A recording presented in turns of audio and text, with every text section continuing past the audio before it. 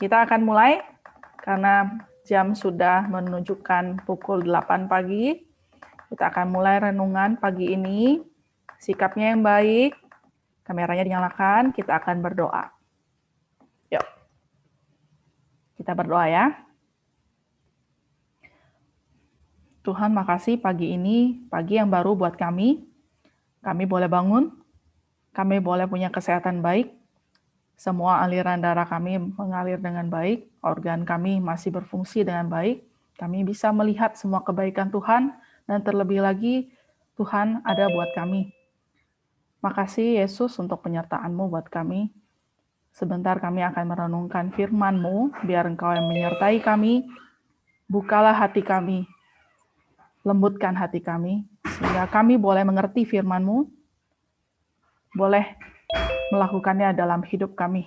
Makasih Tuhan Yesus. Nama Tuhan Yesus kami berdoa. Amin. Yuk, kita akan buka Alkitab. Diambil dari Amsal 1 ayat 29 sampai 33.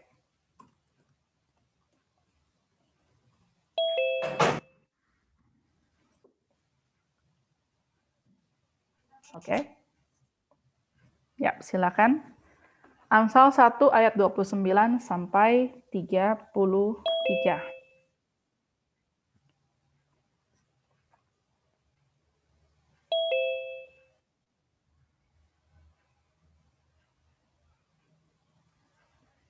Ya, Miss Imel akan membacakannya.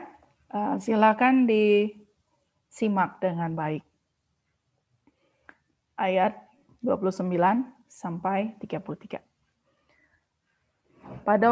Oleh karena mereka benci kepada pengetahuan dan tidak memilih takut akan Tuhan, tidak mau menerima nasihatku, tetapi menolak segala teguranku, maka mereka akan memakan buah perbuatan mereka dan menjadi kenyang oleh rencana mereka. Sebab orang yang tak berpengalaman akan dibunuh oleh keengganannya, dan orang bebal akan dibinasakan oleh kelalaiannya. Tetapi siapa mendengarkan aku, ia akan tinggal dengan aman, terlindung daripada kedahsyatan malapetaka. Judul renungan hari ini adalah Choose Wisdom, memilih hikmat. Dalam hidup kita akan selalu dihadapkan dengan banyak sekali pilihan. Betul ya? Saat kita bangun, mau nggak buka mata? Betul ya? Saat kita udah bangun, mau nggak pergi mandi? Gitu kan? Saat kita udah buka mata, pergi mandi, mau nggak? Siap-siap Zoom. Atau kita pilih yang lain. Nah, pada intinya, dalam semua keputusan yang kita ambil, ya, buruk atau baik, itu mengikuti firman atau enggak, ada konsekuensi yang bisa ada pengaruhnya, berdampak. Baik, berdampak sama diri kita, atau justru mencelakakan diri sendiri, bahkan orang lain. Nah, karena itu, coba dipikir. Jadi, gimana kita bisa memutuskan pilihan yang baik? Kenapa judulnya hari ini hikmat? Kenapa hikmat? Karena sesuai Amsal 1 ayat 7, permulaan hikmat adalah takut akan Tuhan. Ya, sebelumnya kita udah belajar gimana orang pintar, ya, pengetahuan sama orang yang berhikmat. Apa bedanya orang hikmat sama pintar? Pintar ya, di sekolah nilainya baik, bagus. Ya, pintar. Dianggap orang pintar. Tapi orang hikmat, ya, bukan hanya sekedar itu. Ya, di dalam sebaliknya, orang yang pintar, yang di dalamnya ada hikmat, maka ia pasti maksimalin semua pengetahuan dan kepintarannya. Buat apa? ada tujuannya. Ya, hal yang baik sesuai firman Tuhan. Pintar boleh, tapi mungkin belum ada tujuan. Tapi berhikmat sudah pasti pintar, sudah pasti punya tujuan yang baik dalam Tuhan. Nah, oleh sebab itu, di luar sana, ya, kita bisa ketemuin yang masih muda, yang pinter, yang pengetahuan dianggap hebat, namun akhirnya jatuh dalam hal yang salah. Karena nggak memakai pengetahuan dan kepintarannya dalam hikmat Tuhan. Ya, contoh ya, ini YouTuber di Indonesia. Mungkin kamu juga udah tahu. Nah, orang ini, YouTuber ini ditangkap karena pakai media sosial jelekin agama orang lain. Sehingga ditangkap lalu dipenjarain. Lo masih muda dipenjarain. Gimana masa depannya? Ya suram. Tentunya ya. Di Amerika ada juga seorang namanya Jonathan James. Jonathan James, remaja yang jenius. Tapi kejeniusan itu dia pakai buat ngehack, meretas perusahaan besar, terbesar di Amerika, sampai Departemen Pertahanan AS. Ya, akhirnya si orang ini ya, si Jonathan James ini bunuh diri, menembak dirinya sendiri. Tragis ya, banyak orang pintar, pengetahuan, tapi nggak punya hikmat, justru memilih hal yang salah, mencelakakan diri sendiri. Hari ini kita syukur ya, bersyukur. Kenapa? Renungan ini ngingetin kita. Ada webinar, mulutmu harimaumu. Tapi yang hari ini jarimu harimaumu. Ya, sebagai anak remaja dan sekaligus anak Tuhan, yuk kita belajar berhikmat di dalam menggunakan media sosial yang ada. Ya. Kita pilih selalu dasarin hikmat, semua pengetahuan kehebatan kita untuk memilih yang sesuai dengan firman Tuhan. Ya, yuk kita berdoa ya. Kita berdoa, sikapnya yang baik. Oke. Tuhan, makasih untuk firman-Mu, menegur kami yang sering kali memilih suatu pilihan sesuai dengan kesenangan kami. Terkadang kami sudah cukup memikirkan, tapi ternyata kami lupa melibatkan Engkau di dalam pilihan kami. Ya Tuhan, hari ini, pagi ini, makasih untuk sekolah kami yang sudah menyediakan webinar untuk kami boleh membantu kami untuk boleh memikirkan, untuk memilih, memutuskan untuk memilih jalan yang baik, memutuskan untuk memilih hal yang sesuai dengan firman Tuhan. Menjaga diri kami, mengontrol diri kami untuk setiap hal yang kami lakukan, pikirkan, ucapkan, lakukan. Makasih Yesus, sertai webinar ini yang akan berjalan, kami yang akan mendengarkan terutama ya Tuhan, untuk guru-guru juga, untuk jaringan yang akan digunakan, dan juga untuk keseharian ini ya Tuhan, dari pagi sampai malam nanti. Kami mau serahkan segalanya ke dalam tangan-Mu. Dalam nama Tuhan Yesus kami berdoa. Amin. Ya, oke, silakan Mr. Frankie atau Miss Putri. Ya, baik. Selanjutnya kita akan mendengarkan pesan dari kepala sekolah kita, Mr. Verven. Sebelum kita memulai kegiatan webinar pagi hari ini. Mr. Verven, kalau sudah ada, dipersilakan, Mr. Oke. Ya, selamat pagi anak-anak. Salam sehat, salam sejahtera buat kita semua ya. Senang rasanya kita bisa berkumpul kembali nih walau dalam keadaan online, tapi Mister sangat bahagia karena Mister bisa melihat 200 lebih siswa-siswi SMPK Trimulya dalam keadaan yang baik ya, walaupun kalian semua di rumah. Nah, hari ini pihak sekolah pun kita mau memberikan suatu wawasan baru nih buat kalian semua. Ya, karena saat ini di era pandemi ini juga kita dekat sekali dengan media sosial ya anak-anak. Kita dekat sekali dengan gadget kita, dengan komputer kita, dengan laptop kita. Nah, di sini pun itu merupakan sesuatu yang bagus sebetulnya ya, tapi kita pun harus aware. Kita pun harus aware dengan konsekuensi jika kita salah menggunakan perangkat sosial media tersebut. Ya, jadi Mister harapkan hari ini kita semua akan dibekali oleh salah satu narasumber yang sangat berpengalaman dalam tentunya bidang hukum. Ya, kita akan mendengarkan wawasan dari Ibu Jessica. Saya nggak bisa bilang ibu ya, karena mungkin ini dulu pernah menjadi muridnya Mr. Fervan dan Mr. Frankie juga nih di Trimulya.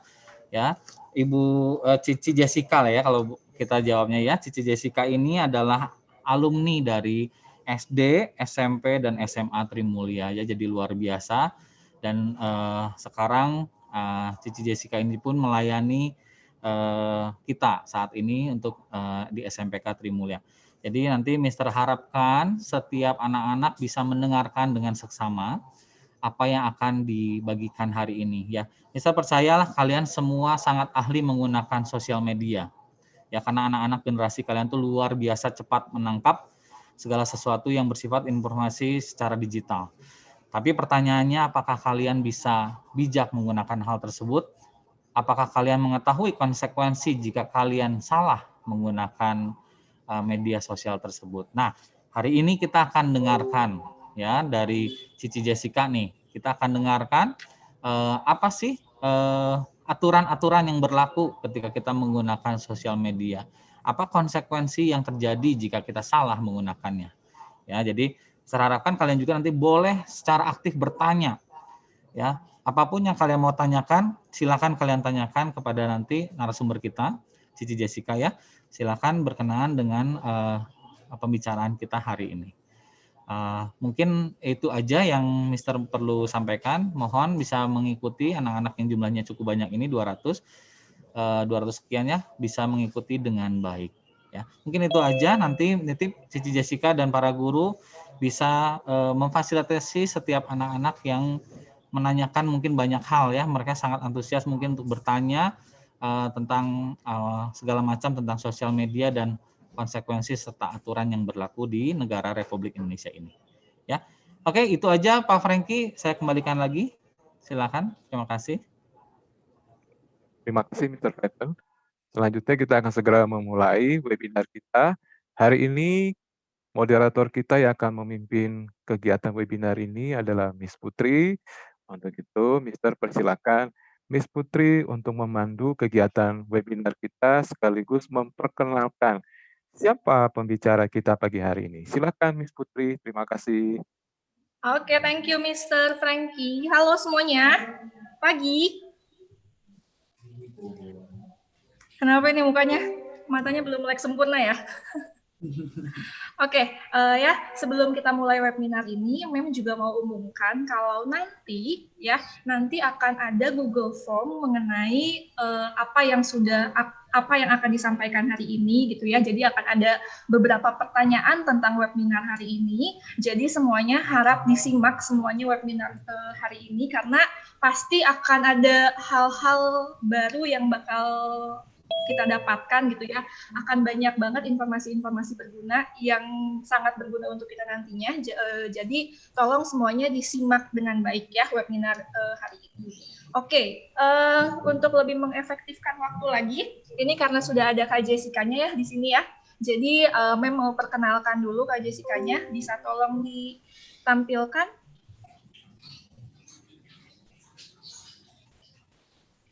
Oke, ya, judul webinar hari ini jarimu harimaumu ya, semua juga tahu ya. Kalau dulu kan istilahnya tuh banyaknya mulutmu harimaumu, makanya hati-hati kalau ngomong gitu ya.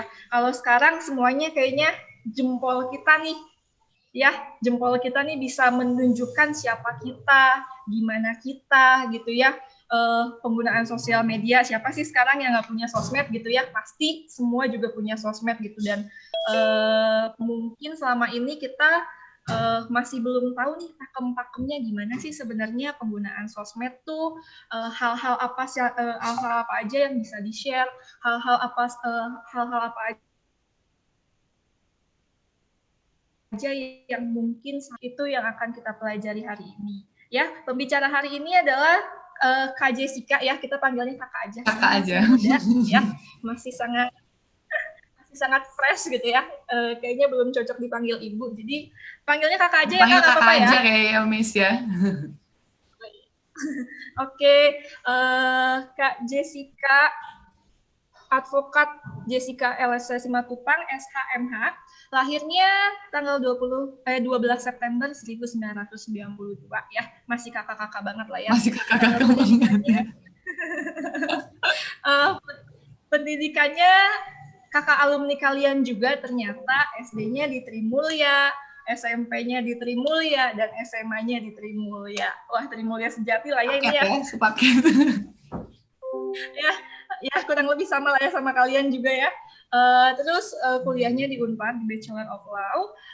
Kemudian lanjut lagi Master of Law, majoringnya Business Law di UPH, Universitas Pelita Harapan. Oke, selanjutnya. Oke, ya. Wah, penuh ya nih pengalaman dan prestasinya kayaknya ya. Ini banyak banget ya, walaupun masih muda ternyata pengalamannya udah banyak, prestasinya juga udah banyak.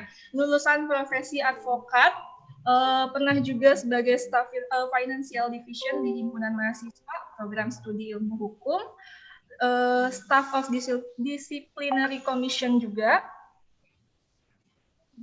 Ketua OSIS SMA Trimulya juga ya, nih ya, berarti untuk kalian gitu ya, terlihat gitu kalau kalian aktif di organisasi, nanti dewasanya, gedenya akan menjadi orang yang bisa lebih menonjol gitu ya.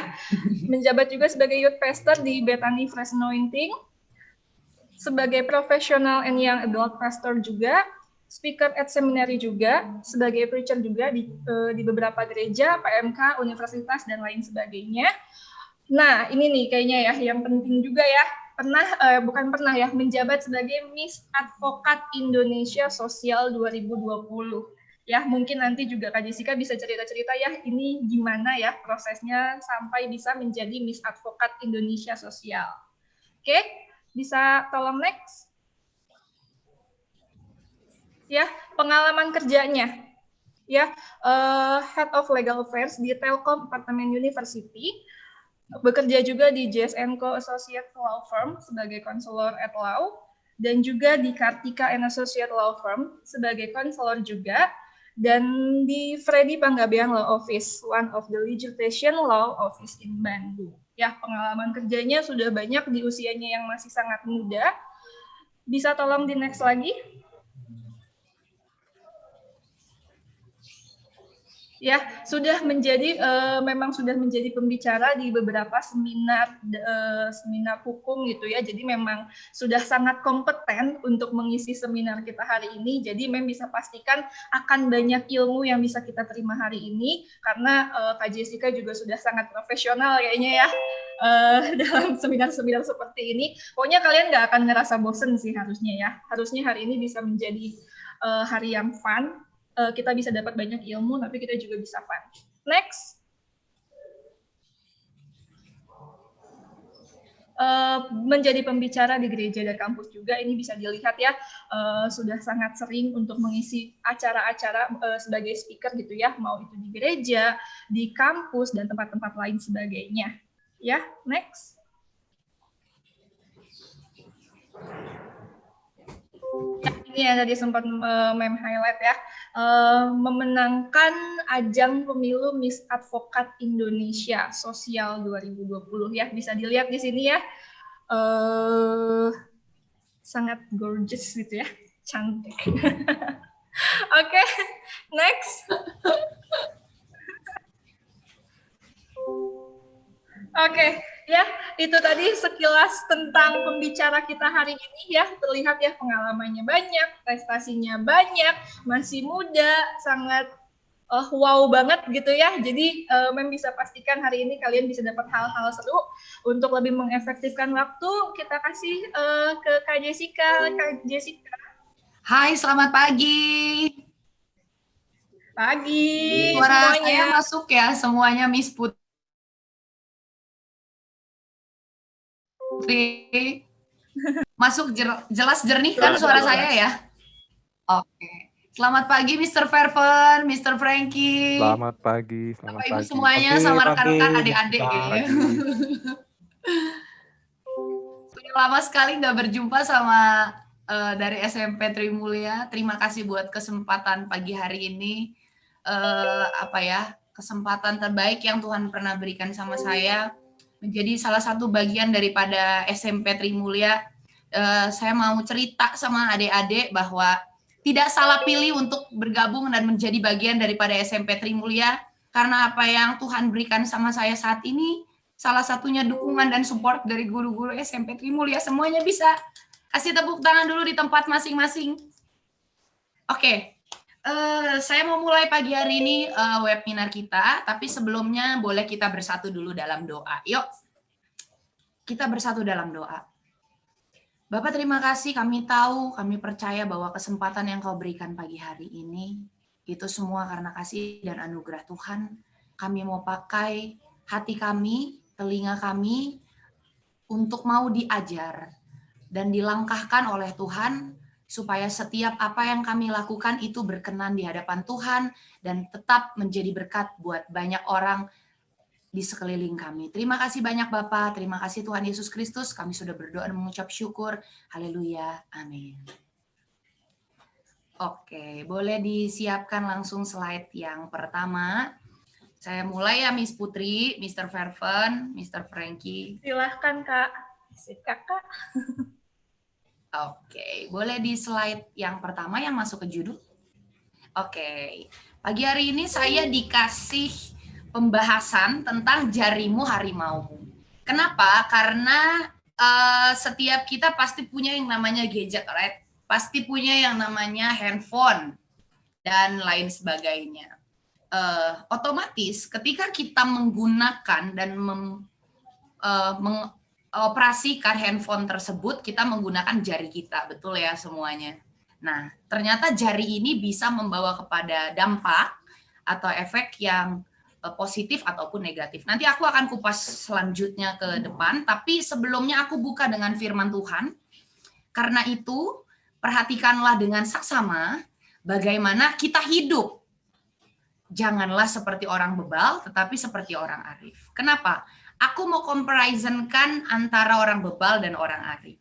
Anak muda biasanya ketika dikasih tahu ada yang nurut, ada yang nggak nurut. Ya. Sekolah kalau dikasih tahu ada yang itu dua perbandingan yang nanti endingnya mungkin rekan-rekan teman-teman di sini akan tahu bahwa saya mau memilih yang mana. Mau memilih yang menjadi orang bebal atau menjadi orang arif. Nanti kesimpulan sendiri yang bisa memilih. Sebelumnya aku mau bagiin dulu sedikit. Orang bebal itu apa sih? Aku akan kasih 3 poin, walaupun tidak ada di slideku, tapi tolong ini diingat baik-baik. Yang pertama adalah orang yang keras. Dia nggak bisa dikasih tahu. Yang sekarang SMP, SMA, biasanya orangnya nggak tahu, Allah, papa mama kuno, Allah, guru-guru gitu doang. Yang kedua, keputusan atau tindakannya bodoh. Jadi nggak pernah memikirkan nih ke depannya apa yang bakal terjadi atau dampak apa yang ditimbulkan ketika mereka mengambil sebuah tindakan. Yang ketiga, suka didebatin, ya kan? Saya orang hukum. Saya suka banget mendebatkan dulu. Ketika saya tidak ikutin mungkin kebenaran firman Tuhan dan lainnya, suka banget orang anak muda tuh dikasih tahu, oh jangan pulang malam pakai masker, sengaja maskernya dilepas atau maskernya ditaruhnya di dagu, nggak tahu yang ditutupin apa, takut kena jerawat kayaknya. Terus atau mempertahankan kebenaran sendiri, bebal ya. Lanjut, aku bagikan tentang orang arif ada 3 juga. Yang pertama, dia mengerti kehendak Tuhan. Tuhan mau apa sih buat hidupnya? Tuhan mau apa sih buat teman-teman semua, buat adik-adik semua yang hari ini ditempatkan di SMP Trimulya. Terus yang kedua, dia mengerti dan memperhatikan bagaimana dia hidup. Dari kehendaknya, dari perkataannya, dari perilakunya, dari perbuatannya. Orang yang arif dia tahu bagaimana dia harus bersikap, mau diarahkan. That's why saya percaya Mr. Vervan beserta jajarannya hari ini memberikan pengarahan. Kenapa sih teman-teman harus berhati-hati dengan jari teman-teman?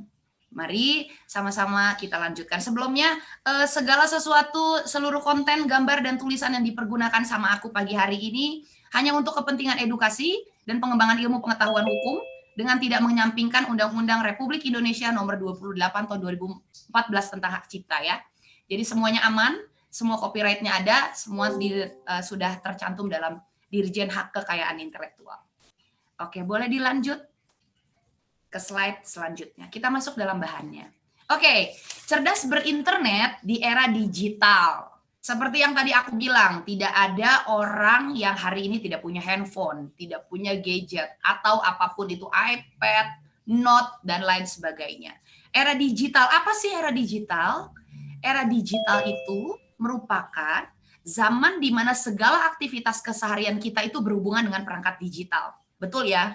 WA, Instagram. Udah nggak ada lagi zaman surat-suratan kayak zaman mama saya. Udah nggak ada lagi hal-hal yang bersifat tidak melibatkan internet gitu. Lalu contoh kemajuan di era digital yang tadi saya bilang tentang handphone. Era digital kita semua tuh dipermudah. Handphone tuh satu barang, tapi dalam satu barang fungsinya banyak banget, multifungsi. Tonton bisa main game, nonton YouTube, dengerin musik, mencari informasi, ngepoin orang, ngepoin gebetannya.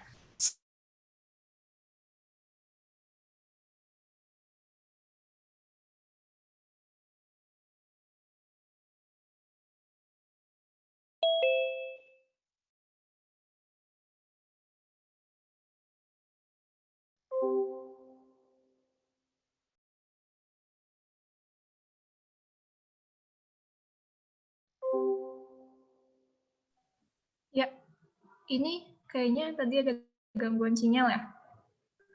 Kayaknya hilang kayaknya, Miss. Mungkin sebentar lagi akan gabung. Lanjut ya, Silahkan. maafkan. Sinyal dari aku ya kayaknya. Duh, hampir saya gantiin tadi, Kak. Oh. boleh, Miss. Aku lanjut ya. Next slide. Silakan.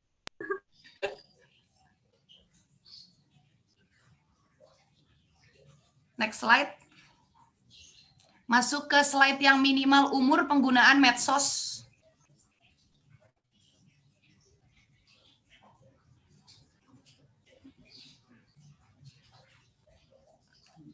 Oke, minimal umur penggunaan medsos. Jadi sebetulnya ini informasi buat teman-teman semua, buat rekan-rekan juga bahwa sampai sekarang tuh belum ada sebetulnya aturan di mana minimum orang tuh menggunakan e-gadget atau handphone. Tapi kemarin juga sempat dibahas waktu di Miss Advokat Indonesia bahwa sesuai dengan Kementerian Pemberdayaan Perempuan dan Perlindungan Anak, usia minimum itu bermedia sosial sebetulnya 12 tahun. Tapi kalau untuk aturannya sendiri belum dikeluarkan karena pemerintah tuh sedang rancangan undang-undang perlindungan data pribadi. Karena semakin maraknya kekerasan daripada media sosial, jadi nanti di situ akan tertera minimal penggunaan media sosial itu di 17 tahun. Gitu. Berarti kalau umur SMP belum bisa. Nanti kalau rancangan undang-undangnya sudah menjadi undang-undang yang pasti. Jadi sekarang selama masih bisa, selama teman-teman masih punya, pergunakanlah dengan baik. Siapa tahu naik ke umur 12 tahun kan semua juga bisa. Gitu. Oke, lanjut. Boleh masuk ke slide berikutnya. Next slide. Oke. Nah, ini dia kenapa jarimu harimaumu, hati-hati sebagai generasi digital. Smartphone atau bersosial media atau berkomunikasi itu kita harus sadar hukum. Maksudnya apa sih? Kita melakukan kehidupan. Kita WhatsApp, kita Instagraman, kita Facebookan, kita email. Itu merupakan kebiasaan ya. Yang hari-hari akhirnya akan kita lakukan. Tapi harus di take notes nih. Untuk menciptakan tata hukum masyarakat yang baik.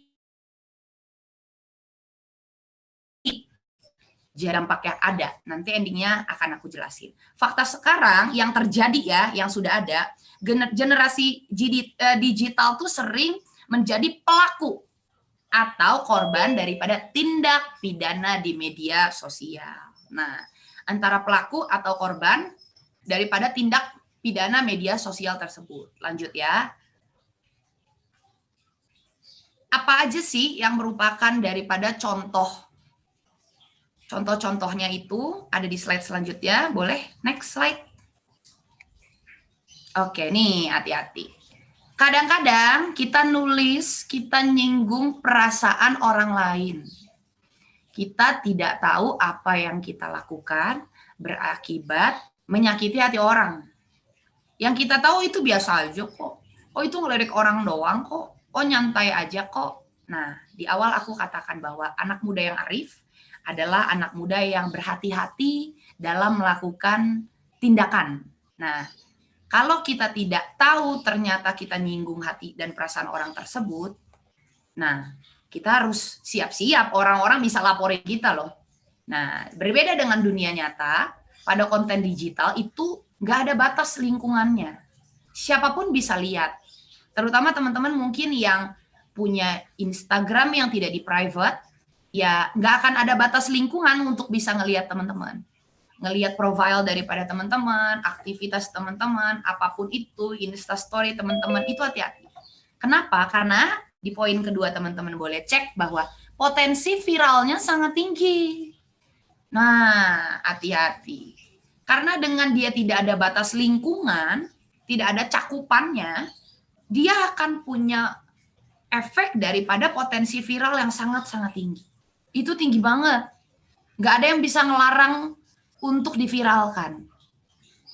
Jadi banyak orang yang tidak sadar apa yang dia lakukan di media sosial.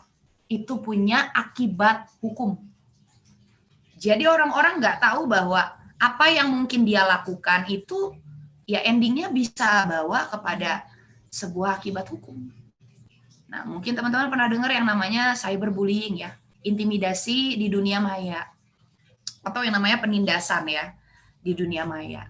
Nah, hati-hati. Siapa coba cek-recek nih hidupnya masing-masing. Aku akan lanjutkan ke tipe cyberbullying atau intimidasi dunia maya, penindasan yang terjadi di dunia maya. Boleh di next slide?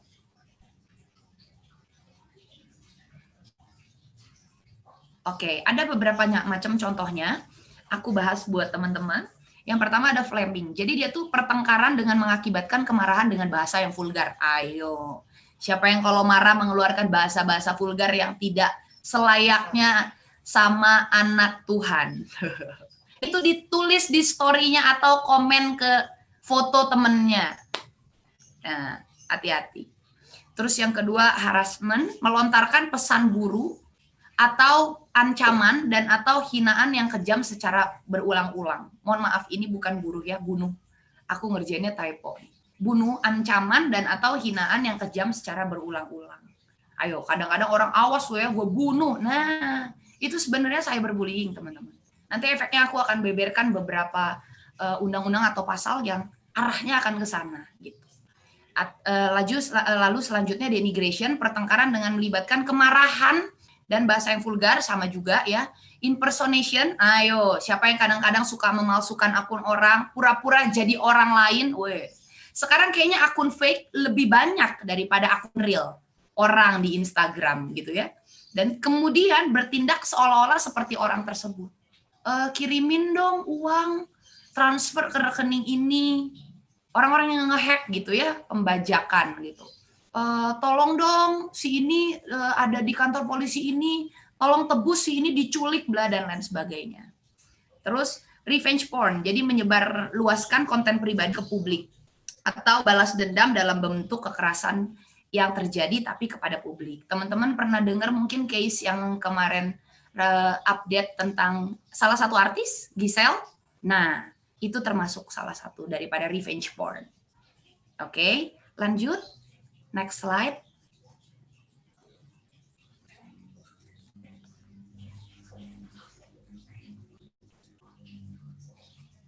Next slide.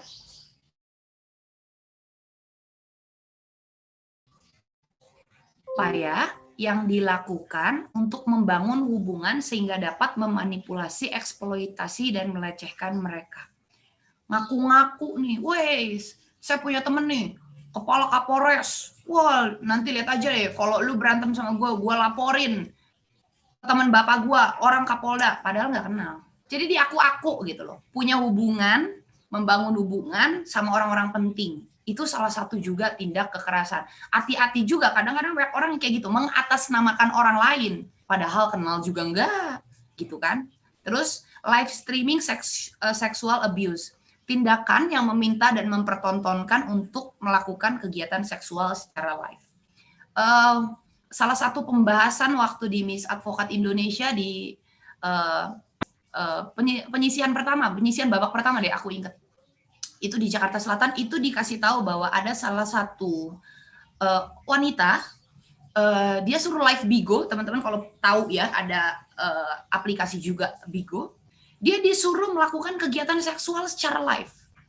Dan itu pembahasannya sampai kepada KPPA, Komisi Pemberdayaan Perempuan dan Anak, teman-teman.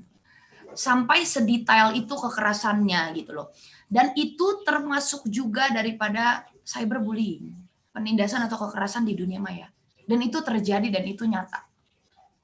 Contoh kasus yang aku masukin ya, yang rada simpel adalah seorang perempuan putus dari pacarnya, mantannya tuh yang punya konten pribadi miliknya disebarin foto vulgar dan ke media sosial. Terus komentar yang mungkin kita nggak pernah sadari ternyata menyinggung perasaan orang lain. Dia ngeposting foto, padahal dia udah cantik-cantik nih, udah tekan foto ke 1000. Pas di post sama dia, sama teman-teman dihina, dibully. Wah, itu tanpa kita sadari, kita sudah melakukan tindak pidana. Makanya yuk hati-hati dengan jari kita, stop daripada cyberbullying tersebut.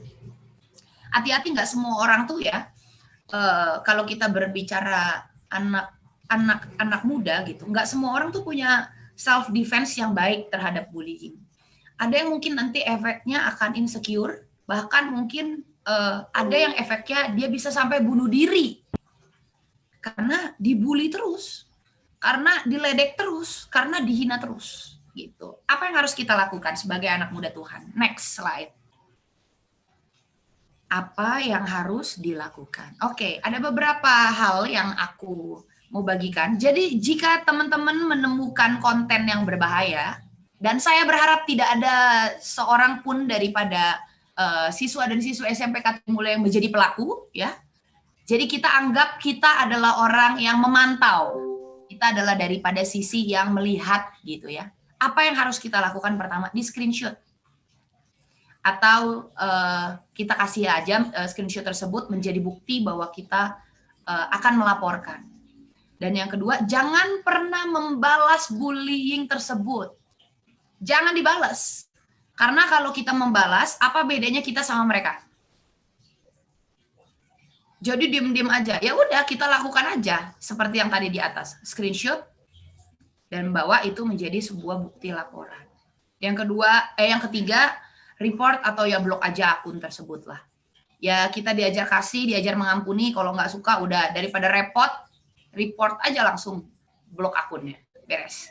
Yang keempat, ini paling penting, kita bicara dengan orang tua kita share, kita discuss sama orang tua kita, lalu kita juga mungkin kalau terjadinya itu di sekolah, saya yakin guru-guru SMP Trimulya pasti bisa membimbing dan mengarahkan untuk adanya perdamaian atau mungkin perubahan sikap dan lain sebagainya. Yang terpenting teman-teman tidak boleh diam. Kalau orang bilang diam itu emas ya, kalau buat aku diam itu tidak emas. Kalau teman-teman gitu terus lama-lama numpuk di kepala teman-teman, wah endingnya teman-teman bunuh diri ya susah juga gitu.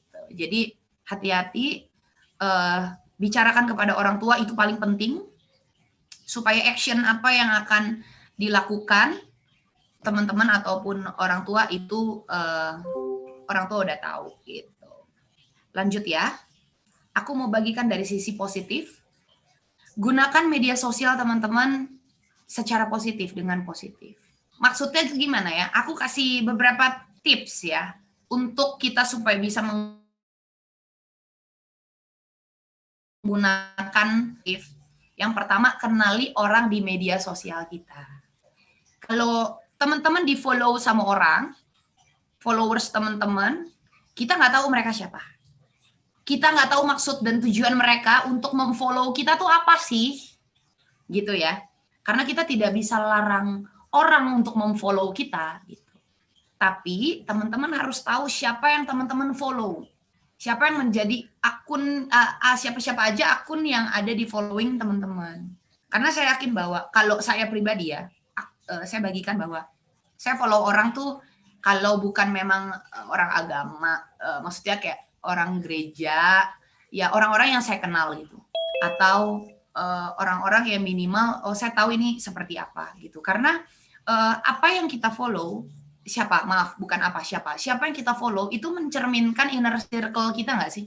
Kayak ya kalau saya follow-nya beberapa lawyer senior, berarti akan tahu bahwa oh iya benar hidupnya begini. Saya follow anak-anak gereja, saya follow PMK, saya follow mungkin guru-guru Trimulya, kayak kelihatan gitu ya. Karena firman Tuhan juga katakan bahwa pergaulan yang buruk itu merusak kebiasaan yang baik. Dan sekarang kita jarang bergaul langsung, masih ketemu ngopi, ngobrol. Tapi kita bergaulnya dari media sosial. Kita follow orang, kita harus tahu siapa yang kita follow. Kalaupun orang misalnya mau follow kita, it's okay. Tapi ya kita harus tahu bahwa semua orang yang mau follow kita, belum tentu orang yang memang mungkin punya niat baik sama kita. Itu. Yang kedua, tempatkan diri kita tuh di posisi orang lain. Kalau teman-teman tahu rasanya diejek, dibully, dihina, di body shaming, dikata-katain, itu nggak enak, come on, taruh posisi itu di posisi kita. Mau nggak kita dibully? Mau nggak kita diledek? Mau nggak kita dikata-katain? Mau nggak kita dihina? Kan nggak mau ya. Simple. Sebelum kita lakukan tindakan sesuatu, sebelum jari teman-teman mengklik sesuatu, coba posisikan diri teman-teman adalah hal atau orang yang ada di posisi itu. Saya yakin itu fair. Akan fair. Dan saya percaya bahwa teman-teman tidak akan melakukan bullying, tidak akan melakukan kekerasan, tidak akan meledek, tidak akan menghina. Karena kita sudah memposisikan diri kita itu diri mereka. Perlakukan semua orang sama pentingnya. Salah satu yang menjadi dasar daripada hukum itu adalah equality before the law. Bahasa Indonesianya adalah semua berkedudukan sama di hadapan hukum. Semua punya nilai kedudukan yang sama di mata hukum gitu. Jadi perlakukan semua orang tuh sama pentingnya. Enggak ada yang priority dan lain sebagainya. Enggak. Kalau kita punya nilai yang sama, value attracts value. Teman-teman akan memberikan nilai tersebut, itu juga yang akan diberikan kepada teman-teman. Terus yang keempat, ini yang harus teman-teman hati-hati. Peka terhadap lingkungan. Nah, kadang-kadang kita nggak tahu. Oh, kita pikir, oh dia baik, dia bagus, dia ini, dia segala macam. Kita nggak peka. Dan itu membutuhkan apa ya? Cover daripada Tuhan ya. Jadi sebelum teman-teman mungkin mau masuk komunitas basket, komunitas goes, main sepeda pagi, atau apapun itu ya, buat lingkungan teman-teman pribadi, harus perlu yang namanya doa ya. Gitu. Karena kadang-kadang lingkungan tersebut yang pasti akan mempengaruhi kita. Gitu. Terkadang kita sering lupa bahwa orang lain yang di balik layar kita itu berinternet. Kita lupa bahwa kehidupan kita tuh dipantau satu per satu. Kehidupan kita tuh dilihat, oh anak-anak SMP Trimulya kayak gimana ya kehidupannya. Dipantau. Makanya gunakanlah media sosial teman-teman, jari teman-teman dengan baik, dengan hal yang positif. Itu kiat-kiat ya, tips gitu yang teman-teman maksudnya bisa pakai ya ke depannya gitu. Jadi program komputer atau media sosial itu memiliki kebijakan, term and policy, aturannya ya. Jadi sebisa mungkin apapun itu teman-teman minta bimbingan atau arahan daripada orang tua. Untuk apa? Untuk teman-teman mengerti aturan dan kebijakan tersebut.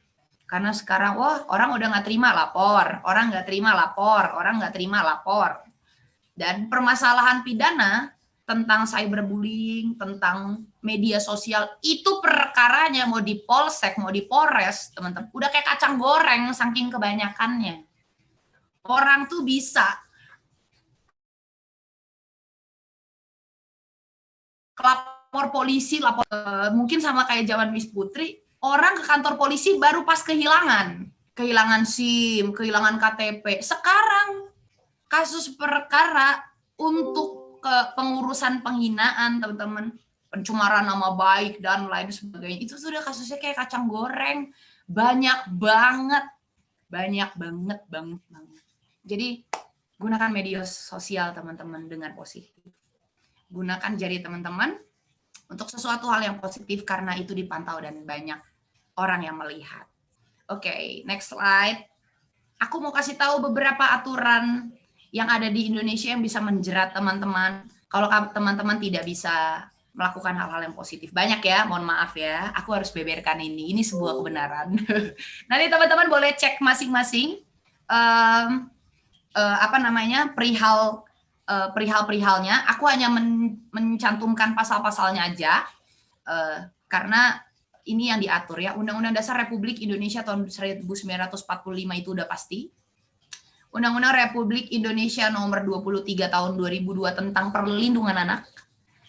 Surat edaran Kepala Kepolisian nomor SE/6/10/2015 tentang ujaran kebencian. Ayo, siapa yang pernah benci sama orang terus diungkapkan di media sosial, atau mungkin lagi kesel sama guru-gurunya diungkapkan di media sosial?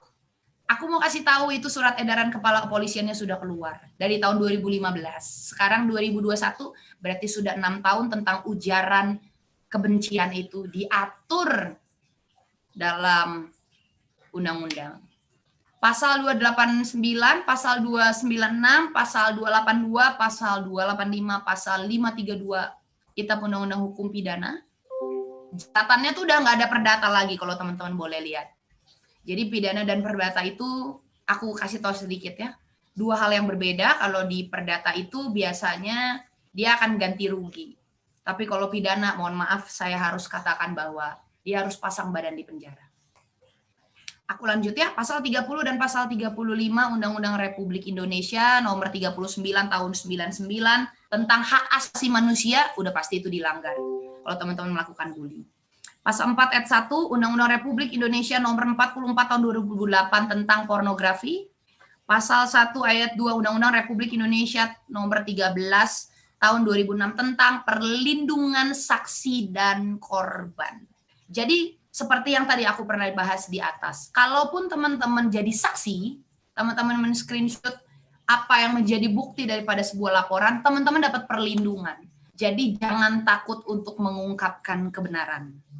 Ya, lanjut. Pasal 27 Undang-Undang Republik Indonesia nomor 19 tahun 2016. Ini lagi ngehits ya, tentang informasi dan transaksi elektronik. Ini Undang-Undang ITE. Kebanyakan orang yang menyebarkan video, menyebarkan foto, itu dia akan terjerat Undang-Undang Informasi dan Transaksi Elektronik. Yang terakhir pasal 310, pasal 311, 317, dan 318 KUH Pidana. Aku beberkan semuanya supaya jari ini hati-hati.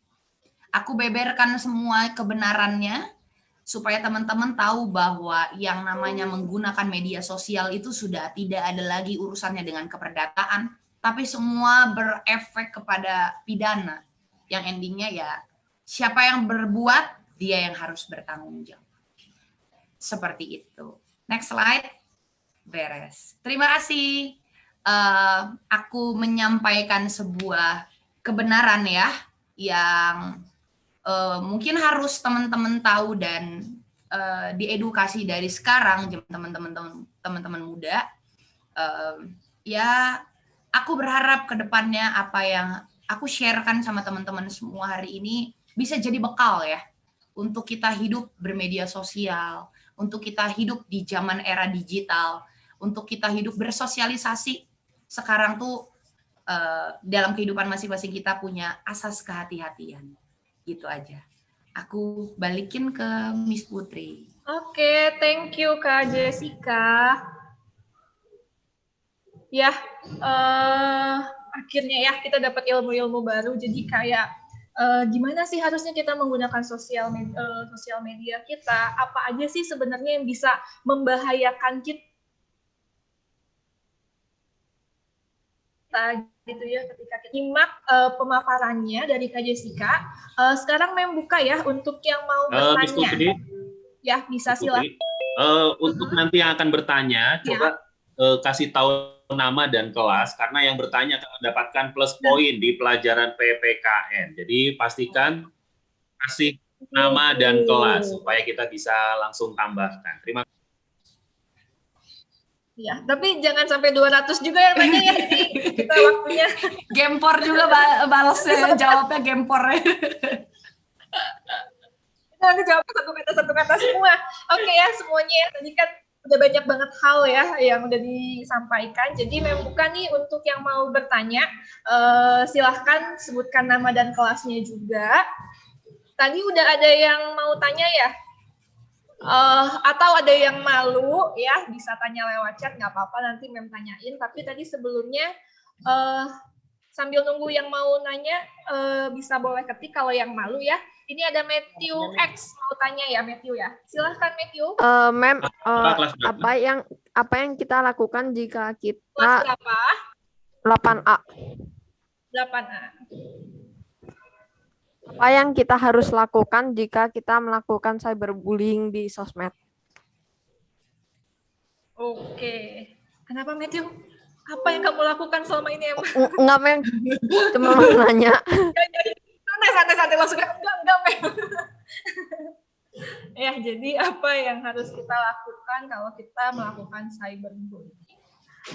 Ini mau dijawab langsung kah atau mau ditampung beberapa pertanyaan dulu? Dijawab langsung deh daripada lupa nanti, Miss. Betul ya. Iya, sama saya juga. Oke, apa yang dilakukan kalau kita adalah pelakunya berarti ya, Miss ya? Ya, betul. Yang pertama, terima kasih buat kejujurannya. Karena dia ngaku kalau dia pelaku gitu. Karena itu susah loh. Banyak orang nggak mau ngaku kalau dia melakukan. Tapi ini pertanyaannya bagus gitu. Bagaimana kalau dia pelakunya gitu. Yang pertama, yang pasti sih balik lagi kepada diri masing-masing. Kalau memang siap untuk dijerat, ya silahkan laporkan diri sendiri. Berarti, Pak, tangkap saya gitu. Di kantor polisi, Pak, borgol saya gitu ya. Tapi kalau seandainya, enggak lah, itu ekstrim banget. Mending kalau seandainya dia tahu dia adalah pelaku daripada cyberbullying tersebut, dia melakukan, pertama dia minta maaf. Baik mungkin secara media sosial, atau kepada orangnya sih itu udah pasti. Kepada orang yang dibully ya, itu sudah pasti.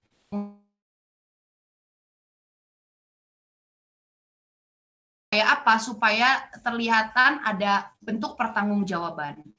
Aku bahas sedikit ya Matthew, kemarin salah satu PT cukup besar, PT Eiger Indonesia, kalau mungkin Miss Putri dan teman-teman tahu bahwa beliau mengeluarkan, PT tersebut mengeluarkan surat edaran ya dari legalnya.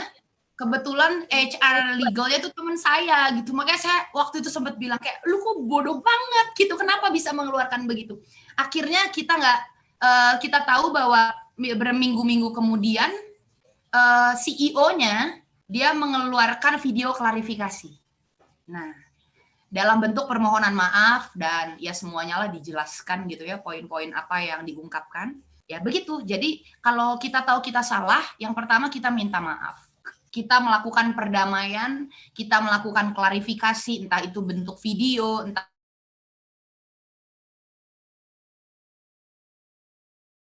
yang penting adalah sadar yang kita lakukan itu salah, gitu sih. Oke, ya jadi gitu ya Matt ya, itu langkah yang mungkin harus kamu ambil. Ya, ini udah ada beberapa pertanyaan dari chat ya. Ini kenapa sih mungkin malu-malu gitu ya? Bisa aku bacain aja ya Kak ya. Ini dari siapa ini?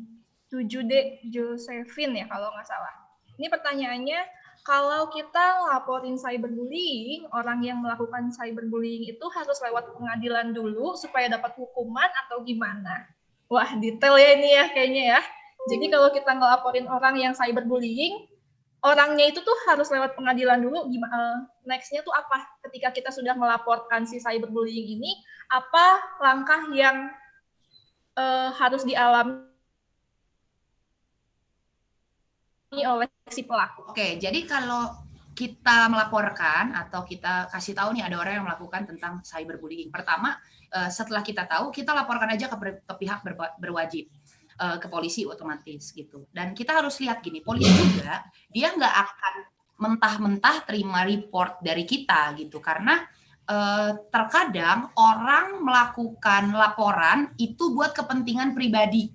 Jadi ada maksud tersembunyi lah gitu loh, kayak ada yang niat dia memang biar mau misalnya mau ngehits, niat dia memang mau menjatuhkan orang itu. Nah, aku yakin polisi tidak mungkin langsung cepet gitu, oke gimana lagi lama, enggak gitu, bukan yang lagi bukan artis-artis yang lagi pengen ngehits gitu, enggak gitu, pasti akan dilihat dulu. Akan dicek dulu, ada di bagian polisi itu ada yang namanya penyidikan dan penyelidikan gitu loh teman-teman. Jadi nggak serta-merta langsung oke, apa enggak gitu. Mereka pasti akan melakukan penyelidikan dan penyidikan dulu. Setelah dari situ kita sih sebagai orang yang memberitahu ya atau memantau atau melapor, kita akan ngikutin aja tindakan prosedural yang akan dilakukan sama kepolisian. Beres dari situ, nanti stepnya itu akan sangat panjang. Biasanya kalau di kantor polisi 30+20, nanti naik ke kejaksaan 30+30. Baru habis dari situ nanti kalau memang kesaksian kita, apa yang kita lampirkan, apa yang kita katakan, memang bisa dibawa menjadi pembuktian di persidangan nanti, kita akan diundang. Tapi kalau dirasa sama mereka untuk tidak harus dikasih tahu nih orangnya siapa, karena kalau kita bicara menjadi saksi di perkara pidana itu tidak gampang. Orang akan kejar kita karena orang akan tahu kita siapa. Orang akan nyari kita. Makanya kasus perkara-perkara yang mungkin teman-teman lihat ada di berita, di internet dan lain sebagainya, yang jadi saksi itu pasti dilindungin. Apalagi saksi kunci, dia akan dilindungi. Makanya tadi ada undang-undang perlindungan saksi. Enggak yang segampang, senyantai, gue tahu tuh ceritanya udah gue aja. Nah, enggak gitu, enggak. Kalau kita bicara ke real life daripada persidangan tersebut, itu enggak akan segampang itu. Jadi, biarkan prosedurnya berjalan, tugas kita, starting point-nya kita sudah kasih tahu bahwa kita laporkan, kita kasih tahu, kita menjadi saksi mungkin ya, yang bisa melaporkan supaya pembullying ini tidak dilanjutkan gitu, Miss. Oke, ya ini udah lumayan banyak juga nih pertanyaan-pertanyaannya yang via chat ya. Tapi maaf ya nanti kalau memang tidak bisa dibacakan gitu ya, karena kita 20 menit lagi ya ini untuk sesi pertanyaannya. Ini pertanyaan selanjutnya dari Luis Victoria kelas 7D. Ya, jadi pertanyaannya itu tadi kan contoh untuk menangani konten yang tidak benar itu screenshot gitu ya, tinggal di SS. Apakah kalau kita nge-SS artinya kita menjadi masuk ke dalam masalahnya atau kita menjadi bagian masalahnya gitu ya? Karena kan sekarang banyak juga ya orang-orang yang tahu tapi diem karena takut lagi nanti aku yang kena gitu ya, takut kenapa-napa, takut malah membahayakan diri sendiri. Jadi mungkin banyak orang diemnya karena itu, karena takut. Nah, sekarang gimana? Kalau kita nge-SS itu emang kita masuk ke dalam masalahnya atau menjadi bagian permasalahannya atau gimana? Silahkan, Kak. Tujuan kitanya mau jadi apa? Itu tadi aku bilang, kalau kepentingannya kita screenshot cuma ya buat nyimpen doang, kayak takut daripada repot, nggak mau jadi bagian daripada case tersebut, nggak mau jadi bagian daripada perkara dan masalah tersebut, ya udah gitu ya, cuma sebatas teman-teman screenshot udah kirim dan paling cuma mungkin ngasih tahu ke teman-teman lain bahwa dia gini ya, udah stop gitu. Bukan yang memang niat untuk menyebarkan atau mungkin memang niat untuk memperkarakan atau melaporkan, bagaimana kepentingan pribadi kita aja. Karena kalau kita tidak yakin, misalnya kita mau bantu, kita tahu nih teman kita yang bully gitu kan. Terus kita nggak yakin kalau kita mau lanjutin ini gitu ya, nggak usah gitu. Jangan ngambil resiko cuma gara-gara teman-teman, nggak enak dia teman saya, enggak. Karena kita kan berbicara hukum ya, bicara real life, bicara kehidupan yang pasti gitu loh. Jangan lakukan apa-apa gitu ya. Cukup teman-teman mendoakan, itu udah salah satu dukungan terbaik gitu. Kecuali teman-teman memang ada kepentingan buat effort banget nih pertemanannya gitu kan. Nggak mau tahu pokoknya teman gue harus diselamatkan gitu, teman gue harus dilindungi. Nah, tergantung kepentingannya. Jadi kalau memang cuma niat cuma pengen tahu aja takut nggak usah lakukan apa-apa gitu. Ya cukup berdoa aja itu udah cukup gitu, Miss. Oke. Aduh, ini pertanyaannya banyak banget, udah hampir belasan, udah hampir 20-an. Waduh, jadi maaf aja ya untuk nggak kebaca ya. Jadi Mem bacain dari atas yang masuk duluan. Ini ada dari no name, nama jangan disebut. Mem, nilai saya udah bagus banget, Mem. Tolong jangan tambahin plus poin saya lagi. Mungkin gitu ya pesannya ya. Please, Mem, aku nggak mau semua 100 di rapot. Ya, ini ada yang namanya tidak mau disebut. Kalau kita buat video klarifikasi doang, emang cukup buat permintaan maaf ke korban atau yang tersinggung, katanya gitu. Apakah video klarifikasi itu cukup untuk permintaan maaf atau seperti apa? Tergantung si korbannya minta apa ya. Kalau menurut mereka klarifikasi cukup, ya cukup. Tapi kalau menurut mereka selain klarifikasi nggak cukup, contoh misalnya anakku udah digebukin gitu, klarifikasi gitu. Cukup diklarifikasi ya, kalau memang minta ganti rugi ya mereka akan lakukan ganti rugi. Waktu beberapa tahun lalu deh, salah satu SMA negeri yang cukup bagus di Bandung memberikan nilai 0 untuk salah satu muridnya. Mata pelajarannya aku lupa deh, pokoknya dia kasih nilai 0, orang tuanya nggak terima loh. Orang tuanya nggak terima, efeknya adalah guru tersebut harus dikeluarkan. Jadi selain klarifikasi dan minta maaf, pasti ada dampak. Nah, kalau untuk guru tersebut ya guru tersebut harus rela untuk keluar, dan itu harus dilakukan gitu. Karena itu sudah dibawa ranah hukum. Kalau nggak salah papanya pengacara deh di Bandung nih, lawyer juga gitu. Jadi bukannya hati-hati juga ya sama lawyer, enggak. Cuma tindakan kita yang harus hati-hati gitu loh, Miss. Jadi memang seingatku guru tersebut klarifikasi, minta maaf dan resign, keluar, mengundurkan diri. Gitu. Jadi tergantung korbannya ya. Biasanya kita juga kayaknya sering dengar deh mau diselesaikan secara kekeluargaan atau jalur hukum gitu. Betul, ya biasanya. Itu istilahnya. Tergantung tanya gitu. Oke, pertanyaan selanjutnya dari Victoria Vicky 8C. Kalau misalnya nggak dimaafin terus dilaporin, bisa dipenjara atau dituntut berapa tahun kira-kira? Gimana? Ini kayaknya kalau misalnya ada orang yang tersinggung gitu ya, terus udah minta maaf tapi nggak terima. Ya, tapi si korbannya ini pengen tetap bawa ke jalur hukum. Emang bisa dikenakan penjara berapa tahun ya?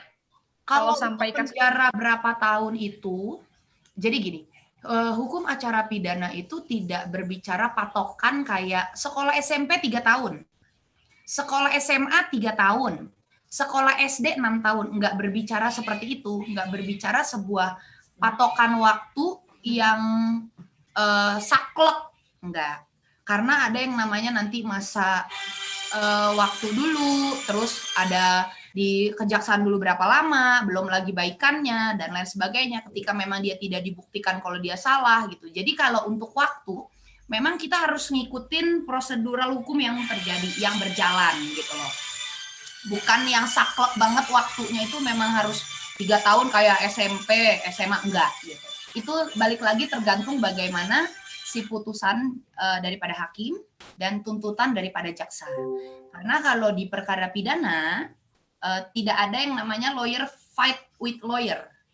Tapi di hukum pidana itu yang ada lawyer dengan jaksa. That's why kenapa jaksa penuntut umum dia hanya keluar di perkara pidana. Jadi kalau di perkara perdata dia tidak akan keluar, tidak akan dimunculkan. Gitu. Jadi berapa lama waktunya tergantung bagaimana tuntutan daripada jaksa, pembelaan daripada lawyer, putusan daripada hakim. Gitu. Oke. Gitu ya jadinya ya. Jadi kan kita juga biasanya tahu ya persidangan itu tuh nggak sekali langsung ada putusannya. Pasti nanti akan ada sidang 1, sidang selanjutnya, sampai akhirnya ketemu tuh. Oke, pertanyaan selanjutnya nih Kak. Mem, kalau korban bisa kena hukum pidana nggak? Ya, mungkin karena sekarang tuh banyak banget ya dilaporin, lapor balik, jadi saling lapor gitu ya. Jadi kalau korban ini bisa kena hukum pidana atau enggak? Kalau apa, Miss? Korban bisa kena pidana atau enggak? kena hukum pidana enggak lah. Kalau korban itu kalau gini, sebelum polisi menyatakan dia korban, dia saksi, dia tersangka, itu ada step-stepnya. Kalau dia sudah dinyatakan korban, nggak mungkin dia dinyatakan sebagai dia kena tindak pidana, nggak mungkin. Korban tuh nggak pernah mungkin jadi orang yang tindak pidana. Walaupun ya hukum itu kan sebab akibat. Walaupun dia yang mulai nih, dia yang mancing-mancing orang lah supaya buliin dia gitu kan. Tapi dia endingnya korban. Walaupun dia korban, dia tidak akan kena tindak pidana. Karena kita lihat nih, kalau dia di posisi korban, dia tidak membalas, kayak yang tadi di atas, pas di slide aku bahas ya. Kalau dia nggak balas, artinya itu stop di dia. Dia yang dijahatin gitu kan. Dia yang jadi korban. Ya dia nggak akan jadi melakukan tindak pidana, enggak. Gitu. Oke, ini ada pertanyaan tapi kayaknya ini tadi udah masuk ya, jadi kayak Mem, apakah body shaming termasuk cyberbullying? Iya ya, benar ya? Iya, Body termasuk dong. 7 deh, Mikaela. Oke, ini karena pertanyaannya banyak banget, ini kayaknya udah pasti nggak bisa dibahas semua lagi deh. Ini dari Matthew X lagi. Kalau kita melakukan cyberbullying, anak bawah umur, setahu saya mendapat hukum sepertiga hukum dewasa. Nah, itu mungkinnya yang kita nggak tahu, tapi kalian juga jangan mentang-mentang gitu ya.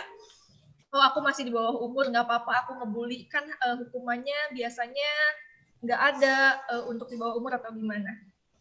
Enggak, jadi kira-kira bilang nggak ada. Jadi kalau anak di bawah umur, yang dikatakan belum cakap hukum ya belum punya KTP lah gitu ya istilahnya. Kalaupun dia melakukan tindak pidana, dia akan tetap melakukan prosedural hukum. Ya sidang karena hukum berjalan. Dia nggak pernah ke stop apapun itu. Jadi nanti endingnya putusan dia bukan di penjara, tapi di panti asuhan. Jadi dia diamankannya di panti asuhan. Ada tuh pernah perkara waktu saya sidang di PN Bandung, anak ini tuh main motor-motor di Cimahi, menyebabkan orang meninggal kena tabrakan. Jadi dia tetap perkara pidananya lanjut, tapi endingnya dia berikan di penjara, di panti asuhan. Jadi kalau hukum dia tidak nggak pandang umur. Mau ini udah berapa tahun gini, enggak. Jadi dia memang ya hukum gitu. Dia berjalan sesuai dengan proseduralnya. Tapi memang dia tidak diamankan ya. Aku pakai bahasa diamankan. Tidak diamankan di lapas, tapi dia di panti asuhan. Yang sudah begitu, Miss. Oke. Ini karena pertanyaannya banyak, jadi maaf banget yang nggak bisa kebaca, dan kayaknya memang akan lebih konsen kalau pertanyaannya lebih ke memang kehidupan kalian gitu ya, lebih ke kehidupan remaja. Ini karena pertanyaannya sebenarnya lumayan luas ya Kak, jadi ada yang masalah lagu lah kemarin, hak cipta dan lain sebagainya. Ini kayaknya Mem akan lebih mencoba untuk lebih ke kalian gitu ya, kalau lebih ke remaja-remaja. Ini ada pertanyaan dari Denzel kelas 8A. Mem, kalau kita harus gimana kalau ada stalker di internet yang mentarget kita? Kalau ada stalker? Yang nargetin kita, di internet yang menargetkan kita. Itu berarti dari internetnya? Betul. Atau bukan dari orang ya? Dari internet. Ini kayaknya orang di internet sih maksudnya. Ya mungkin kayaknya ada orang-orang yang lagi nargetin seseorang. Banyak banget gitu ya, ada stalker. Kadang juga stalkernya sampai menakutkan kan. Oh iya. Jadi kira-kira Jadi kira-kira kita harus gimana nih? Sebenarnya kalau kita orang nge-stalk kita sih sebenarnya nggak apa ya. Maksudnya kayak namanya hidup jadi anak Tuhan, kalau dilihat orang, dikepoin orang tuh itu wajar gitu. Tapi kalau memang udah sampai mengganggu banget, menurut kita mengganggu, tapi menurut dia nggak mengganggu karena suka aja sama kita, makanya nge-stalking Instagram ya di top one terus gitu. Tapi kalau memang sudah mengganggu, mungkin ya teman-teman bisa meng-hide, memblok aja kalau memang benar-benar ganggu dan nggak suka, atau ganti email gitu mungkin, karena kadang-kadang mungkin kalau stalker dia udah tahu email teman-teman, berdampak mungkin ke arah negatif, ya mungkin bisa ganti email, ganti password atau private akun. Itu ya hal-hal yang masih bisa dilakuin lah. Atau teman-teman report juga akun dia, atau kalau teman-teman tahu ya akun yang nge-stalk itu yang mana gitu kan, ya report juga, itu nggak masalah sih. Masih bisa, masih karena dia nge-stalker saya langsung lapor ke polisi, enggak lah, enggak yang kayak gitu. Ternyata urusannya masalah hati kan repot juga ya, Miss. Iya, betul.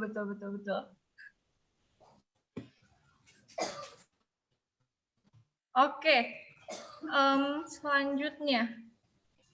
Oke ya, tadi kan karena mungkin ini hubungannya tadi kan dibilangnya kalau kita harus tahu followers kita siapa gitu ya, dan begitu juga yang kita following. Ini ada pertanyaan dari Valerie 8C, apakah kita harus mengenal semua followers kita? Kalau followersnya ada ribuan gimana? Ini kayak sorry nih gue selebgram nih gitu nih, kayak gini nih. Kayak apakah kita harus mengenal semua followers kita?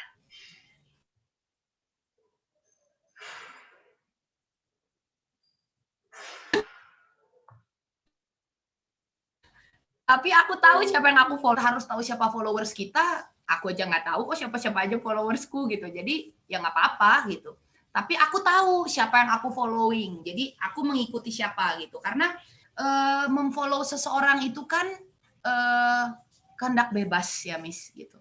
Jadi kita larang kecuali kita memang meng-private akun kita. Jadi orang-orang orang-orang mana aja yang kita bisa terima. Jadi kita mungkin lebih ke mensaring ya gitu. Tapi kalau memang kita, karena kan namanya juga media sosial, media alat, cara gitu ya, sosial gitu ya. Maksudnya ya orang bisa lihat yang tadi aku bilang bahwa tidak ada batasan lingkungan, tidak ada batasan umur juga gitu loh. Jadi nggak, maksudnya kayak harus tahu nggak siapa aja yang nge-follow kita, enggak sih. Kita kan nggak ya kecuali kalau kita memprivate, kita akan tahu siapa aja yang menjadi followers kita gitu. Tuh. Oke, selanjutnya nih, tadi kan bilangnya kalau sekarang tuh kalau di Polsek, Polres gitu ya, untuk yang kayak ngelaporin cyberbullying ini kan udah banyak banget. Nah, ini ada pertanyaan dari Lisel kelas 9A. Jadi misalnya kalau kita ngelaporin itu kan akan makan waktu ya, karena tadi kan dibilang kalau yang ngelaporin itu banyak. Nah, selama nunggu antrian ya, istilahnya nunggu antrian itu si pelaku ini tetap diantepin aja, didiemin aja, atau ditindak atau gimana berarti? Kalau untuk sebelum masuk pelaporan, dia nggak akan tahu siapa yang akan kita laporkan. Jadi itu udah pasti masuk ke dalam list, sebuah list, itu akan dipantau dulu. Karena ada orang yang tadi aku sering bilang bahwa dia beda kepentingan, dia lapor buat apa sih gitu. Jadi sebelum dia masuk list, aku yakin paling maksudnya kepolisian itu kan banyak divisinya ya. Ada reskrim, ada intelkam, mereka akan pantau. Mereka akan cek orang yang kita lapor tuh siapa, bagaimana. Itu udah ada, pasti udah ada divisinya gitu. Jadi kalaupun memang sebenarnya bukan belum ditindak, mereka lagi mencari tahu aja orang yang kita lapor itu siapa dan bagaimana gitu. Mereka udah ada divisinya itu, Miss. Udah ada divisinya. Intelkam biasanya. Yeah. Oke. Ini ada lagi nih pertanyaan name lagi kembali anak-anak kayak udah jangan kasih aku plus poin. Kriteria tersinggung yang bisa diperkarakan itu yang bagaimana? Karena kan sekarang kayaknya memang serba salah ya. Kalau tersinggung kayak sensi deh lo, sensi deh. Tapi kalau didiemin juga kok kayak makin lama makin keterlaluan gitu ya. Jadi kriteria tersinggung yang bisa diperkarakan itu gimana sih? Karena kan bisa jadi emang orangnya sensian atau emang gimana gitu ya. Sikap orang kan beda-beda gitu ya. Ada yang kuat, ada yang kayak emang gampang tersakiti gitu. Jadi kira-kira gimana nih Kak? Yang kalau bisa ya balik lagi betul yang kata Miss Putri bilang bahwa orang tuh kan beda-beda, tingkat tersinggung orang beda-beda. Ada yang lempeng, ada yang sedikit diinin aja udah baperan gitu ya. Kalau aku ya, yang ditanya aku ya, tingkat kesinggunganku aku kasih target. Oh, itu berarti dia udah main-main. Maksudnya dia tidak bisa menghargai orang. Karena ada orang yang ngeledek sekali. Oh ya udah, dia udah lihat nih wajah kita, muka kita, atau dia tahu kita tidak suka gitu. Udah nggak terima deh gitu. Masih dilanjutin lagi yang kedua kali gitu. Oh, kalau aku kasih target. Dia berapa kali ngelakuinnya, dia ngelakuinnya kayak gimana, makin atau menurun. Kalau udah sampai 3 kali udah. Kalau menurutku itu udah nggak ada respect lagi, jadi ya udahlah. Kalau batas kesinggungan orang kan beda-beda. Betul. Tapi kalau aku lihat dulu 3 kali. Kalau dari 3 kali ini dia tidak berubah atau enggak, sorry gitu. Minimal dia tahu dia menyinggung perasaan orang atau lagi membuat orang itu jadi nggak nyaman gitu. Gitu Betul. sih. Ya, makanya buat kalian juga mungkin ini peringatan juga ya, kalau kan bercanda tuh jangan keterlaluan. Bercanda tuh ada batasnya, kesabaran orang juga ada batasnya. Bisa jadi mood dia nggak baik hari ini, jadi gampang tersinggung. Jadi mungkin kita juga harus tahu gitu apa yang mau kita omongin, kira-kira tepat nggak sih, gimana nggak sih. Balik lagi tadi yang dibilang sama Kak Jessica sih, kita harus bisa memposisikan diri kita sebagai orang itu gitu. Kalau kita digituin emang enak gitu ya, emang kita bakal terima. Ini ada pertanyaan lagi dari Clarissa kelas 8B. Efek paling parah bagi orang yang melakukan dan menjadi korban cyberbullying itu apa ya? Efek yang paling parah yang aku pernah tangani.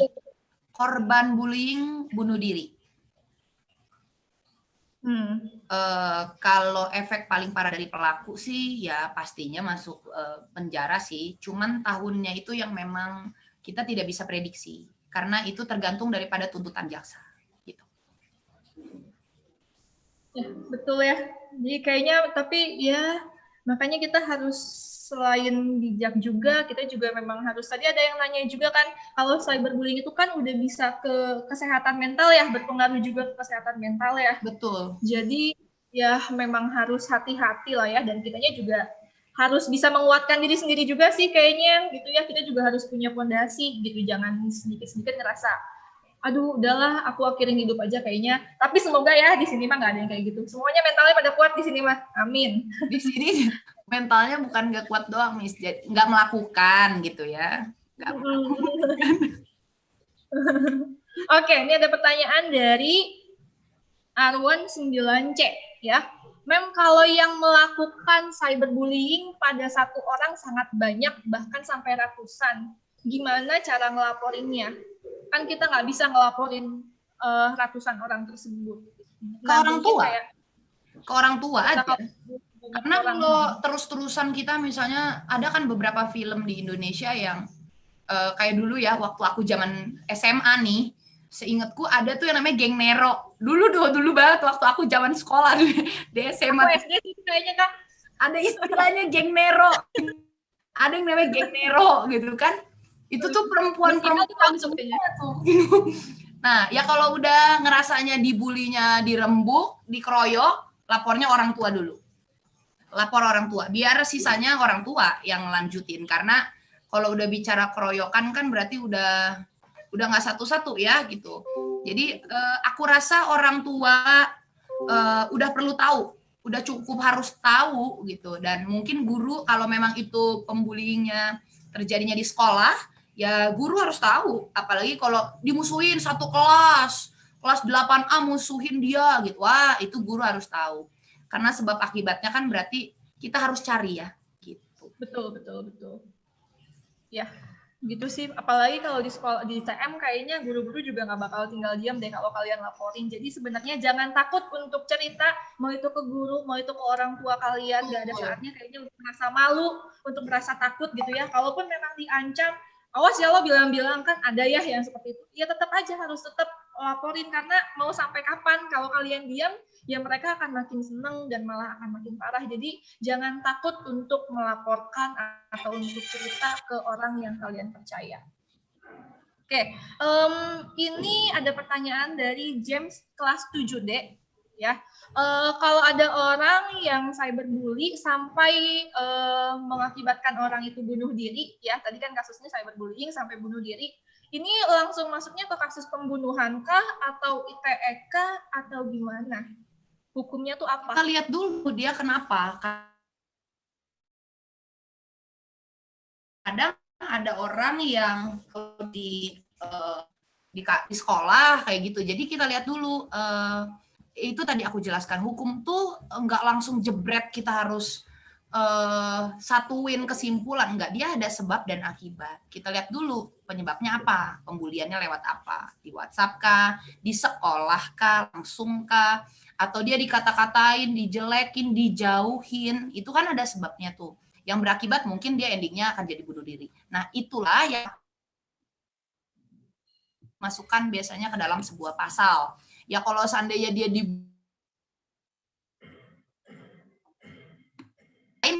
nggak akan ada urusan internet gitu kan langsung, tapi pokoknya segalanya ada.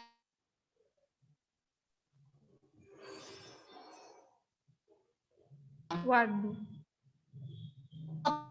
Halo, Kak Jess. Bukan luas ya, sangat-sangat luas gitu loh, Miss. Tergantung dulu aja penyebabnya apa.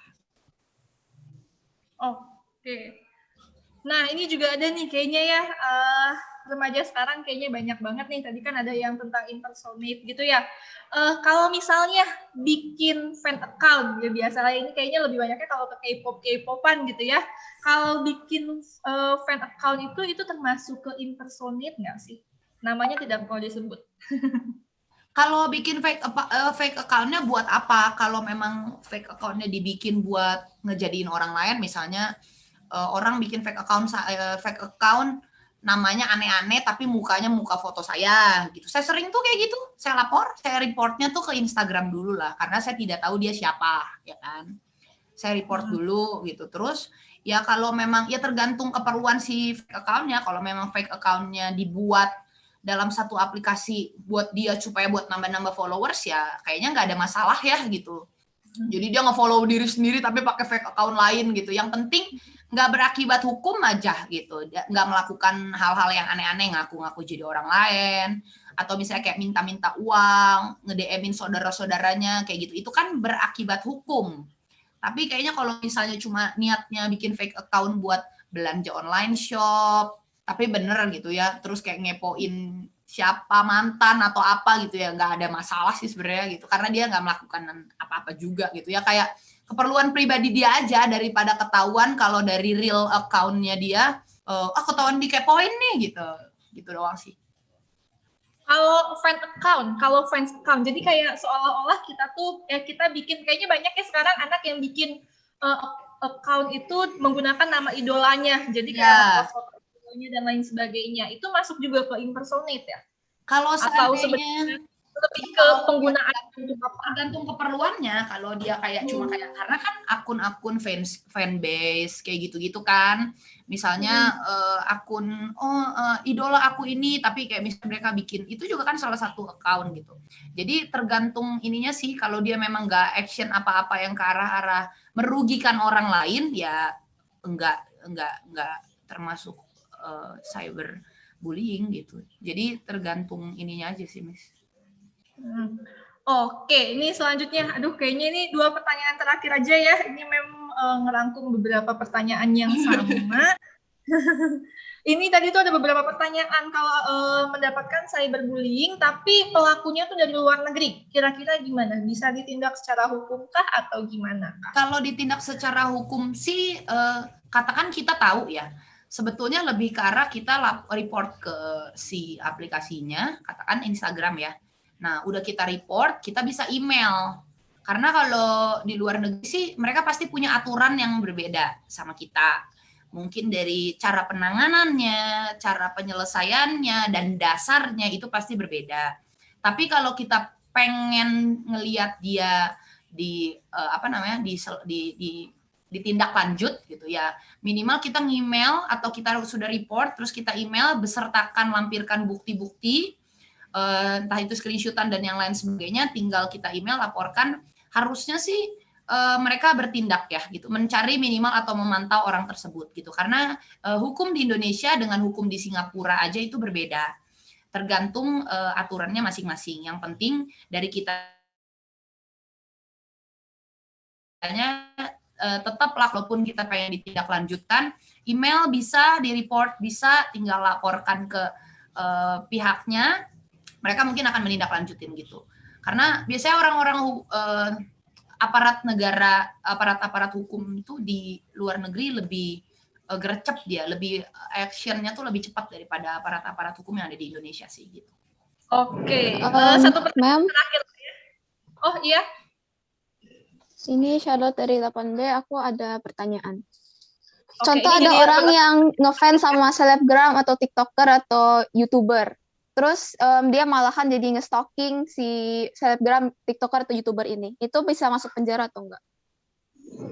Kalau cuma nge-stalk, nggak ada yang di penjara. Penjara tuh tidak sesimpel itu.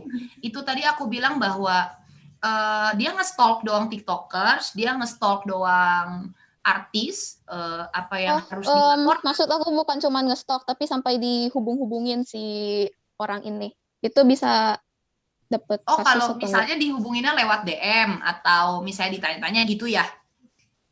Iya. Enggak sih, kalau tergantung orangnya. Kalau orang yang merasa keganggu, mungkin dia akan ngebales dengan bilang, oh mohon maaf saya nggak suka gitu. Atau mungkin dia akan membiarkan DM tersebut. Jadi tergantung orangnya sih. Tapi kalau untuk nge-stalk doang, kayaknya nggak sampai harus dipidana ya, karena dia nggak akan melakukan apa-apa juga gitu. Jarang lah, nggak pernah juga yang ada gitu. Iya, dan kayaknya menjadi resiko juga ya kalau sebagai seorang public figure di stok ya, memang karena berarti banyak yang minat gitu ya. Kalau nge-DM-nya sifat yang positif juga kayak ngefans deh. Cuma mungkin kan memang ada gitu ya yang kayak niat banget gitu tiap hari sampai di notice gitu. Tapi ya itu resiko dari public figure-nya sendiri sih. Gitu ya kayak. Betul. Nah, ini karena waktunya karena waktu, jadi maaf banget untuk yang lain yang pertanyaannya tidak dibacakan. Mungkin nanti kita bisa lain kali gitu ya, jadi kayak part 2 gitu. Ya, semoga talk show, kita masih talk show. Iya. Nanti kita bikinnya sehari aja bisa Frankie bikin hari-hari gini. Gitu ya. Jadi karena ini waktunya, thank you banget buat Kak Jessica atas pemaparannya hari ini, sama sesi tanya jawabnya juga yang menjawab gitu ya rasa penasaran dari anak-anak, dari beberapa anak. Saya kembalikan lagi ke Mr. Frankie, silahkan Mr. Frankie. Ya, baik. Oke, sebelum kita menutup, Mr. Frankie mau sampaikan lagi untuk kegiatan hari ini, tadi diminta untuk kalian menyimak, nanti Miss Jen sudah siapkan pertanyaan di Google Classroom, kalian nanti silakan cek di situ apa yang harus kalian isi di situ, tinggal baca instruksinya ya. Di turn in nanti minimal paling telat jam 3 siang nanti. Jadi hanya pertanyaan singkat kok, jadi nggak perlu waktu lama-lama untuk menjawab, untuk mengetahui sejauh mana kalian sudah memahami apa yang disampaikan oleh Kak Jessica. Oke, jadi Mister akan segera menutup karena kita akan segera masuk ke jam pelajaran kita berikutnya. Sebenarnya menarik sekali ya kita diskusi, saya juga di chat yang di sini juga ramai sekali. Nanti kita akan pikirkan ya Miss Putri bagaimana melanjutkan ini gitu ya. Tapi segala yang sudah kita bicarakan, saya mewakili seluruh mewakili kepala sekolah, mewakili seluruh guru, mewakili guru-guru yang pernah mengajar Kak Jessica juga. Saya juga dulu mengajar Kak Jessica. Kita senang sekali, sangat senang sekali karena kehadiran alumni kita. Dan kami semua berdoa Tuhan pakai Kak Jessica lebih lagi. Amin. Di dalam profesinya sebagai seorang pengacara, sebagai hamba Tuhan, Tuhan pakai dengan luar biasa dimanapun Tuhan tempatkan Kak Jessica. Amin. Ya, terima kasih sekali lagi Kak Jessica untuk materi yang sangat menarik buat anak-anak hari ini. Termasuk kami juga, guru-guru juga diingatkan juga untuk berhati-hati dengan menggunakan sosial media. Karena ada konsekuensi, bukan hanya konsekuensi hukumnya, tapi juga konsekuensi sosial dan konsekuensi bagi kita sendiri. Ya, nah jadi hari ini semoga program kita hari ini, webinar kita hari ini memberikan banyak insight buat anak-anak semua, bagi anak-anak remaja khususnya untuk kalian lebih berhati-hati di dalam penggunaan media sosial. Jadi sekali lagi saya mewakili Mulia menyampaikan banyak Terima kasih Mr. Frankie, untuk Mr. Kak Vervan, Jessica. dan guru-guru lainnya. Terima kasih. Terima kasih adik-adik semuanya. Makasih. Oke, jadi dengan demikian webinar kita sudah selesai. Para siswa boleh meninggalkan Zoom meeting kita, boleh leave. Dan sekali lagi terima kasih Kak Jessica, Terima Tuhan kasih, memberkati. Mr. Ya, bye-bye. Thank you semua. Thank you Bye-bye. semua. God bless. Bye, ma'am. Bye, mister. Thank you. Ya, bye. Thank you semua.